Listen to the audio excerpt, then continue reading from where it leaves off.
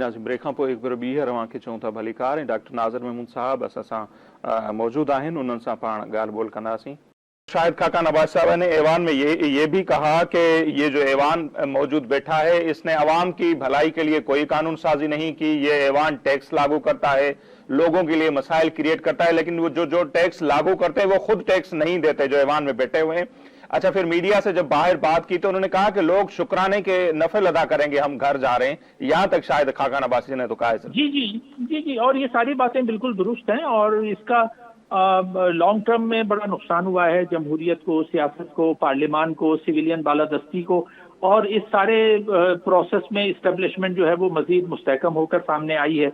और हम जो एक ख्वाब देख रहे थे कि भाई पाकिस्तान में जमहूरियत चलेगी और लोग कहेंगे कि जी जमहूरियत होना अच्छी बात है, उन सारे ख्वाबों को बहुत नुकसान पहुंचाया है। और तकलीफ दे और अफसोसनाक बात यह है कि इस नुकसान पहुंचाने में नून लीग और पीपल्स पार्टी दोनों बराबर की शरीक हैं। ये ज़रूर है कि पीपल्स पार्टी ने कुछ निस्बतन अपने आप को पीछे रखा, तो ज़्यादा इल्ज़ाम पीपल्स पार्टी पे नहीं दिया जा सकता। ज़्यादा इल्ज़ाम तो जाहिर है कि नून लीग को ही उठाना पड़ेगा, क्योंकि वही प्राइम मिनिस्टर थे और उन्होंने ही ज़्यादातर फैसले किए। तो लेकिन जाहिर है कि शरीक जुर्म तो पीपल्स पार्टी भी थी इसमें, तो जिसका हमें अफसोस है। अब देखें आगे सूरत हाल किस तरह से डेवलप होती है। अच्छा सर, नवाज लीग ने जो एक बयानिया क्रिएट किया जब ये इक्तदार में आए कि हमने रियासत बचाने के लिए सियासत की कुर्बानी दी है, तो आप समझते हैं कि लोगों में इनका ये बयानिया चलेगा कि हम मुश्किल हालात में आए, मुल्क को दिवालिया होने से बचाया, हमने रियासत को बचाया, सियासत की कुर्बानी दी, तो इलेक्शन में ये बयानिया चलेगा आपके ख्याल में नून लीग का, या क्या बयानिया लेकर वो जाएंगे लोगों के पास? देखें, पहली बात तो ये कि ये बयानिया कोई नया नहीं है। ये बयानिया इस्टेब्लिशमेंट का बयानिया है जो अरसे से चल रहा है। यानी इस्टेब्लिशमेंट से मेरी मुराद ये है कि जो सिविल और फौजी ब्यूरोक्रेसी इस मुल्क पर हकीकत में काबिज है पिछले 75 साल से, वो बार बार ये बात दोहराती रही है। जब पहला मार्शल लॉ लगाया गया था 1958 में, आप उस वक्त के अखबारात उठा के देख लें, उस वक्त भी यही बात की गई थी कि जी हमें रियासत का क्या मतलब है, वो पाकिस्तान कहते हैं कि जी पाकिस्तान को बचाओ, तो वो हमने पाकिस्तान को बचा लिया और सियासत नहीं की। अच्छा, उसके बाद फिर जितने मार्शल लॉ लगे उन सब में ज़ियाउल हक बार बार यही बात दोहराता रहा कि जी हम सियासत का जहर जो है वो माशरे से निकाल देंगे हम लोग और रियासत को बचाएंगे। तो रियासत को बचाने का मतलब ये होता है कि ये दरअसल जो हमारे यहाँ के बालादस्त तबके हैं, जो एलीट है हमारी, जो अशराफिया या जिसको कुछ लोग बदमाशिया कहते हैं, ये जो इस मुल्क के इख्तिदार पे काबिज हैं, वो जब ये बात करते हैं कि हम रियासत को बचा रहे हैं, तो रियासत से उनको कोई हमदर्दी नहीं होती। उनको हमदर्दी होती है सिर्फ अपने मफादात से, और ये मफादात वो किसी न किसी बहाने महफूज कर लेते हैं। तो मैं नहीं समझता कि अवाम में ये बयानिया कुछ काम करेगा कि जी रियासत को बचा लिया है और हमने सियासत की। असल बात इनको जो करनी चाहिए वो ये कि अवाम का मफाद रियासत से ज्यादा अहम अवाम का मफाद है।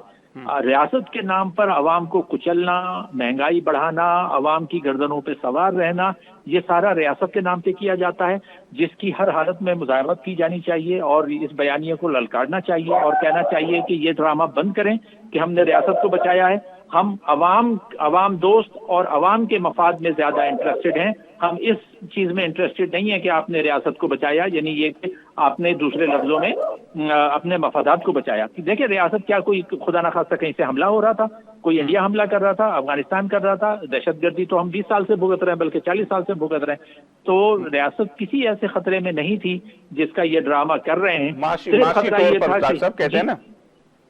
माशी तौर पर हम दिवालिया हो रहे थे, IMF के साथ डील ये खराब करके गए थे, उस तनाजुर में मोस्टली ये कहते हैं।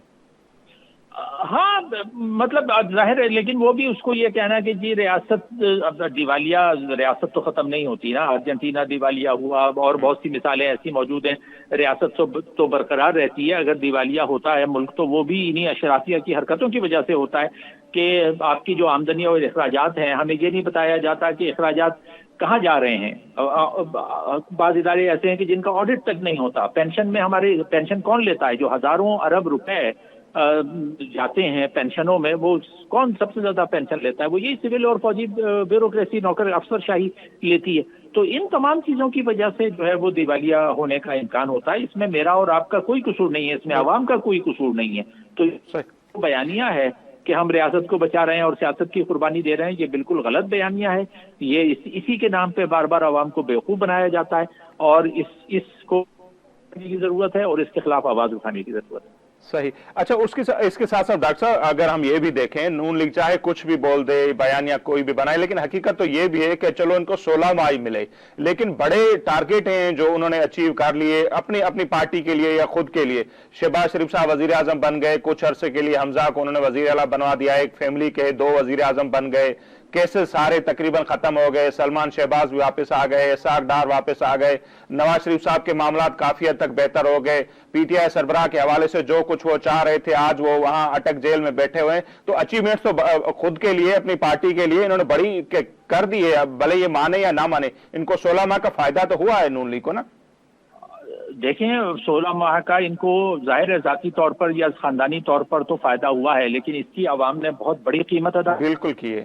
کہوں گا کہ یہ بچنے کے لیے اس کا اگر موازنہ آپ پیپلز پارٹی سے کریں تو پیپلز پارٹی کی قیادت نے بہت اس سے زیادہ قربانیاں دی ہیں, چاہے وہ بے نظیر ہوں چاہے وہ خود ذوالفقار علی بھٹو ہوں, کمپرومائز نہیں کیا, یا خود زرداری صاحب ہوں جو کہ ایک طویل عرصہ جیلوں میں رہے لیکن انہوں نے ظاہر ہے کمپرومائز تو کیا ہے, کہیں نہ کہیں کیا ہے, لیکن ایسے کمپرومائزز نہیں کیے جیسے کہ نون لیگ والے اپنے آپ کو بچانے کے لیے ان سے جیل میں نہیں رہا جاتا, یہ فوراً کوشش کرتے ہیں جس کو کہتے ہیں نا کہ سیونگ دیئر اسکن, یہ اپنی جلد بچانے کی کوشش, اپنی کھال بچانے کی کوشش کرتے ہیں.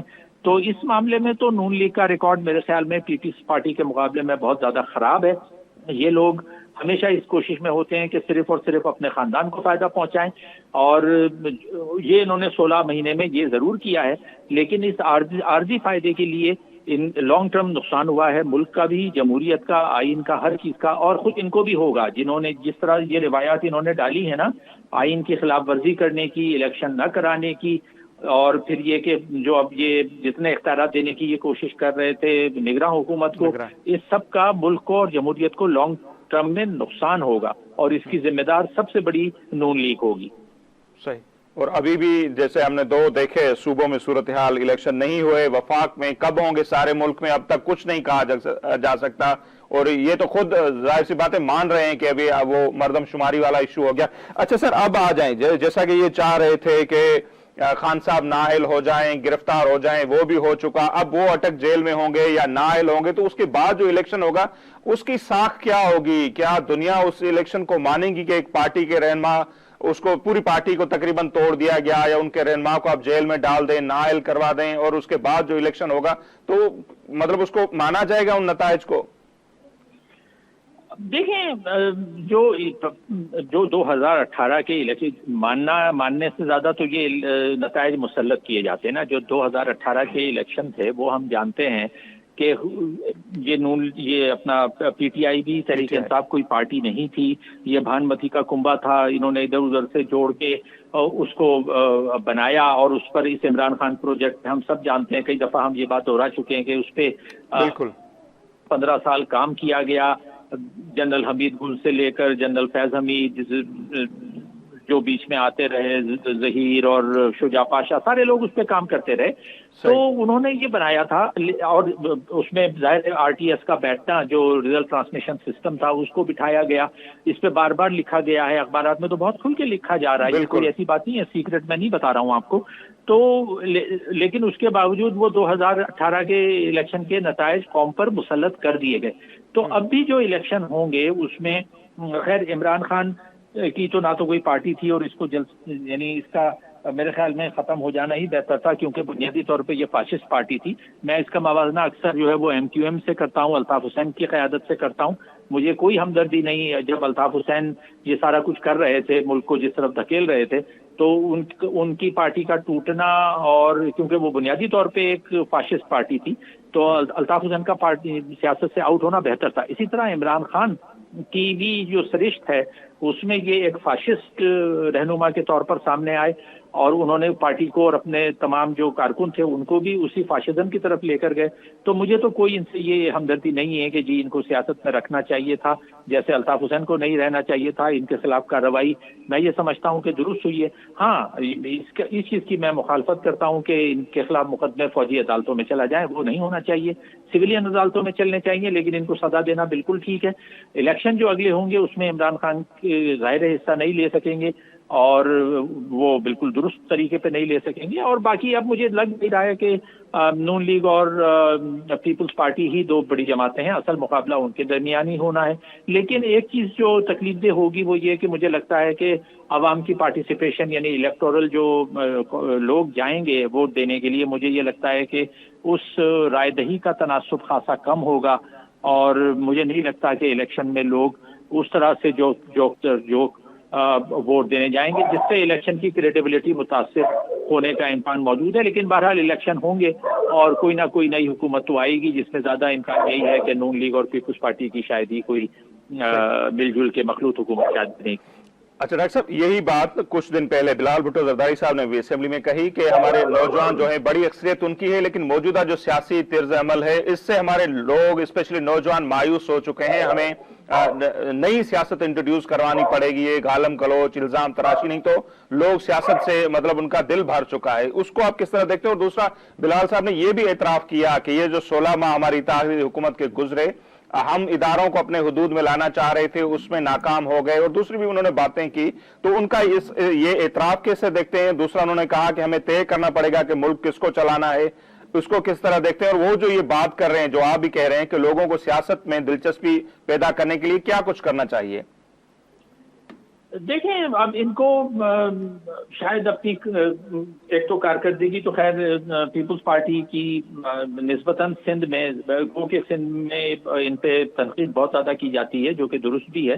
لیکن اس کے باوجود بھی پیپلز پارٹی نے کچھ کام کیے ہیں. میں یہ سمجھتا ہوں کہ اس وقت پورے ملک میں ایک نسبتاً جو سینٹر لیفٹ پارٹی ذرا سی بہتر ہے, جس پر مذہبیت کا غلبہ نہیں ہے. ہم نے یہ دیکھا ہے کہ نون لیگ بھی جو ہے وہ ایک بنیادی طور پہ رائٹسٹ پارٹی ہے, اور رائٹسٹ کا مطلب یہ کہ اس کے زیادہ تر رہنما انتہائی دقیانوسی سوچ کے حامل ہیں, پرانی سوچ کے حامل ہیں, ملک کو پیچھے لے جانے کے حامل ہیں. تو اس میں کرنا یہی چاہیے پیپلز پارٹی کو, اور دوسری جماعتیں بھی اگر کر سکیں. لیکن مجھے نہیں لگتا کہ نون لیگ کوئی ایک بہتر, زیادہ ماڈرن یا فارورڈ لکنگ ایجنڈا پیش کر سکے گی. اس کے اقدامات ایسے نہیں بتاتے, کیونکہ بنیادی طور پہ یہ دقیانوسی جماعت ہے. عمران خان اس سے بھی زیادہ دقیانوسی تھے پرانے سوچ کے. ان کو کرنا یہ چاہیے کہ عوام سے, لوگوں سے رابطہ کرنا, اور جو نوجوان ہیں نوجوانوں کے ایشوز پر بات کرنا. عمران خان نے نوجوانوں کو کیپچر کیا, جیسے الطاف حسین نے نوجوانوں کو کیپچر کیا تھا. لیکن افسوس کی بات یہ ہے کہ چاہے الطاف ہوں چاہے عمران خان ہوں, انہوں نے نوجوانوں کو غلط راستے پہ ڈال دیا اور وہ فارورڈ لکنگ قیادت نہ دے سکے. اب بلاول کے اوپر بڑی ذمہ داری ہے, اور میں سمجھتا ہوں کہ اس میں صلاحیت پوری موجود ہے, جو ان کی تقریر سے بھی واضح ہو رہا تھا کہ وہ ایک اچھی قیادت فراہم کر سکتے ہیں. ان کو نوجوانوں کے قریب آنا پڑے گا, اور قریب آنے کے لیے ان کو اپنے مزید جو پڑھے لکھے نوجوان ہیں, جو نوجوان دانشور ہیں, ان کو اپنے ساتھ ملانا ہے, جو بے نظیر صاحبہ کرتی تھی. بے نظیر صاحبہ کی, محترمہ کی سب سے اچھی بات یہی تھی کہ وہ براہ راست, جیسے بھٹو صاحب رابطے میں رہتے تھے, اسی طرح بے نظیر رابطے میں رہتی تھی. یہی بلاول کو چاہیے کہ وہ ایک ایسی ٹیم نوجوانوں کی تشکیل دیں. ظاہر ہے کہ اس پہ اب پارٹی کو وسائل خرچ کرنے پڑیں گے. اگر وہ وسائل خرچ نہیں کریں گے تو, جبکہ وسائل ان کے پاس موجود ہیں, پیپلز پارٹی کی حکومت رہی ہے 15 سال سندھ میں, اور ویسے بھی ان کے پاس وسائل کی کمی نہیں ہے. لیکن یہ اگر وسائل خرچ کرنے میں کنجوسی کریں گے تو یہ عوام اور نوجوانوں تک نہیں پہنچ پائیں گے. تو ان کو جو ہے میڈیا اسٹریٹجی, کمیونیکیشن اسٹریٹجی, اور دانشور سمجھدار لوگوں کو سامنے لانا, اور ایسی قیادت پیش کرنا جس کو نوجوان آئیڈیلائز کر سکیں اور سمجھیں, نوجوان دیکھیں کہ ہاں یہ لوگ ہیں جو ملک کو آگے لے جا سکتے ہیں. تو ایسے لوگوں کی پی پی کو ضرورت ہے شدید. نون لیگ سے تو مجھے خیر کوئی امید نہیں ہے, کیونکہ ان کی جو قیادت ہے, چاہے وہ احسان اقبال ہوں یا جو میں نے بھی نام لیا چودھری تنویر ہوں, اسحاق ڈار ہوں, یہ سارے چلے ہوئے کارتوس ہیں, اس میں کوئی دم نہیں ہے, یہ کچھ نہیں کر سکیں گے. پیپلز پارٹی شاید اگر اپنی اسٹریٹجی بدلے تو کوئی ملکی سطح پر کردار ادا کر سکتی ہے. ٹھیک ہے ڈاکٹر صاحب, بہت شکریہ, آپ نے ہمیں وقت دیا. ناظرین, ڈاکٹر ناظر میمون صاحب جو ॻाल्हियूं हुआ ॿुधियूं ऐं सूरत-हाल जेका आहे इहा ई आहे त घणे भाङे जेके माण्हू आहिनि उहे इन 16 महीने जी कारकर्दगी मां काफ़ी मायूस बि आहिनि. बहरहाल बाक़ी पार्टियुनि जो मौक़िफ़ पंहिंजी जॻह ते आहे. हू चवंदा त असीं अहिड़नि हालतुनि में आयासीं ऐं जेको कुझु करिणो पियो, ऐं जेका ख़ासि तौर ते महांगाई थी आहे उहा IMF सां मुआहिदनि जे करे थी आहे, ऐं IMF सां मुआहिदो करणु तमामु घणो ज़रूरी हो, ऐं उन्हनि जा जेके ॾुखिया शर्त आहिनि उहे बि तस्लीम करणा पिया, उन्हनि जे करे महांगाई थी आहे. ऐं ॾिसणो इहो आहे त इहो इन्हनि जो जेको बयानियो आहे या जेको उज़ुर जेको सबबु ॼाणाइनि पियूं PDM हुकूमत जूं पार्टियूं ख़ासि तौर ते नून लीग, छा उन जवाज़ खे उन उज़ुर खे माण्हू क़बूल कंदा न कंदा, उहे उनखे कीअं ॾिसंदा ऐं उन जे बुनियाद ते जॾहिं इलेक्शन में ई वोट वठण वेंदा त माण्हू उन्हनि खे कहिड़ो रिप्लाई ॾींदा। सो ईंदड़ वक़्तु उहो साबित कंदो। अॼु जेको असांजो हीउ प्रोग्राम आहे हिते पंहिंजी पुॼाणी ते थो पहुचे। असांखे ॾींदा इजाज़त। अलाह निगहबान।